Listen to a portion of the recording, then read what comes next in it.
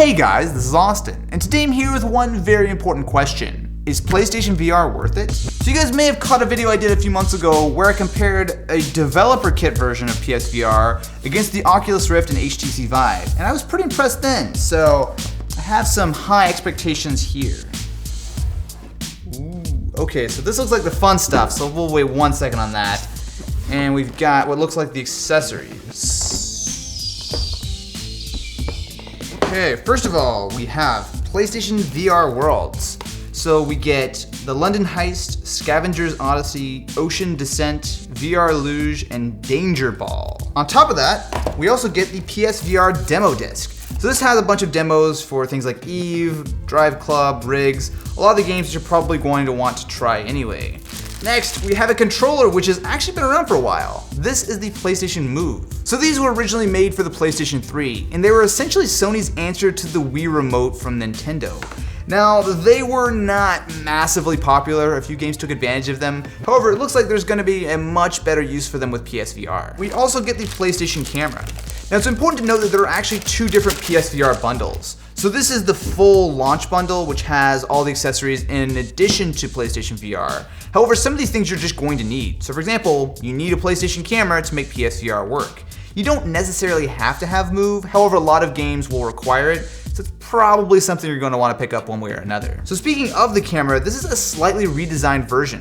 Now, as far as I know, there's no real major difference between this and the original camera, so it's not like if you already have one of those, you need to go out and pick this one up. Essentially what this is going to do is track your actual VR headset. So essentially, as you kind of move around the space, the camera will be able to tell exactly where you are. Oh, shit. That is cool. The little things, you know? The little things in life. Oh, what? I thought this was a box. This is your quick start guide. You know what, Sony, I would never normally read something like this, but you went through the extra trouble. Let's see what's inside your quick start guide.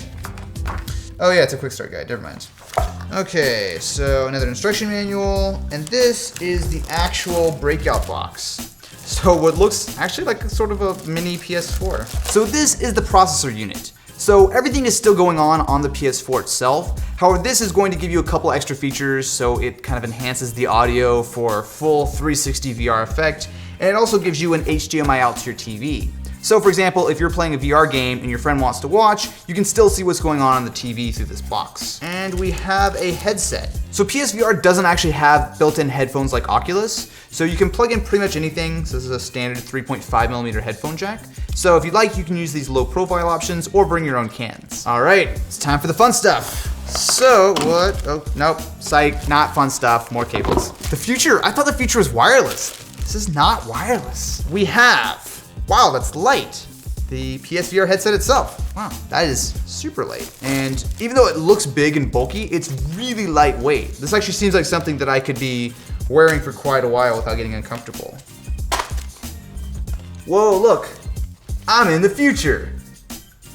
The future's really dark. So with this kind of rubber on the sides, it really kind of helps to block light out. And even though I wear glasses, I feel like this is totally comfortable. Ugh, the real world. I didn't sign up for this. I want to go back to PSVR.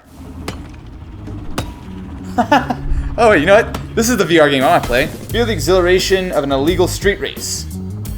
An illegal luge. All right, let's do this. You know, something interesting. I didn't need to adjust the screen at all for my glasses. I literally put it on and it immediately was nice and sharp. There's a little button on the bottom where you can pull it in and out to kind of adjust it, but super simple setup. All right, immediately not digging the motion here.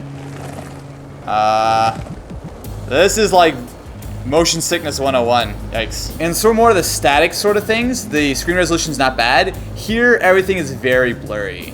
It's cool, I can get the idea, but it's, yeah, it's noticeably less sharp than something like the Vive or Oculus. Let's do the London Heist. That sounds like fun. One thing I'll say about using the Move controllers, it's pretty obvious that they really weren't designed for VR, because while you have your X and square and all your normal PlayStation buttons, without being able to look at them, it's a little unclear as far as which one you're actually pressing. The actual presence is not bad. It seems like it's able to track in 3D space reasonably well. It's not anywhere near as accurate as something like the Vive controller, but this seems fine. Like, this is easy. Oh, okay. Shake hands? Oh, no. Will I? Okay. mobile phone. Of course, I hope it's Sony.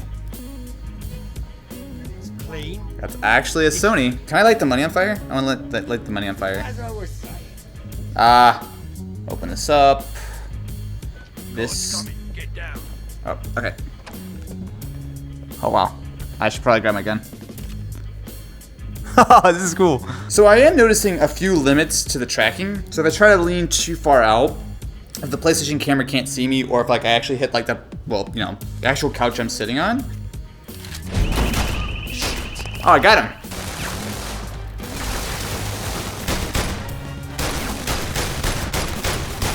Alright, next, let's try Drive Club VR. So this is one place where I can see the PS4 is a little less powerful, well, a lot less powerful than a gaming computer.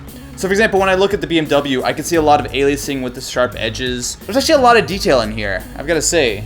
This looks like I'm sitting in an actual car. You know, I've been playing for about 45 minutes or so right now, and PSVR is still staying very, very comfortable. So my face isn't sweaty, everything feels nice and smooth. Oh, I'm on the wrong side of the road, perfect. Oh, burnout! What? Oh, that's cool. Let's do it. Alright. This is solid. I gotta say, I am not disappointed right now. So Valkyrie is an interesting game because it's also available on the Oculus, so it's a really easy comparison to make. I mean, there are definitely some differences. I think the lower resolution screen on the PSVR is a bit noticeable. Graphics wise, it's hard. I mean, a good experience is sort of seamless. You really don't think about it. You really get immersed into the game. And I think the PSVR is absolutely up to the point where it can totally do that. Frame rate is dead solid. Like, out of all the games I've tried today, I have not seen one drop frame, nothing torn, nothing. It's been a very, very smooth experience. Valkyrie is not the, my first choice of a game to try in virtual reality. But it really kind of gives you an idea of the scale and the scope of what you can do here. Get it, get it, get it. While PlayStation VR is less expensive than something like Vive or Oculus, it's also still $500, and that's still not even including the price of a PS4. Now, something like the PS4 Pro might make a bigger difference to quality. However, the main thing you need to keep in mind is that VR is still very new. There's a lot of potential here. However, it's still very much an early adopter thing. If you really want to try VR, this is a great way to go. However, it's not a must-have. So I only had time to play a few games today. However, if you want a full rundown of the best games for PlayStation VR, definitely check out my buddy Kevin Kenson, who did a full rundown of all the latest. And I'm curious, what do you guys think about PlayStation VR? Let me know in the comments below, and I will catch you in the next one.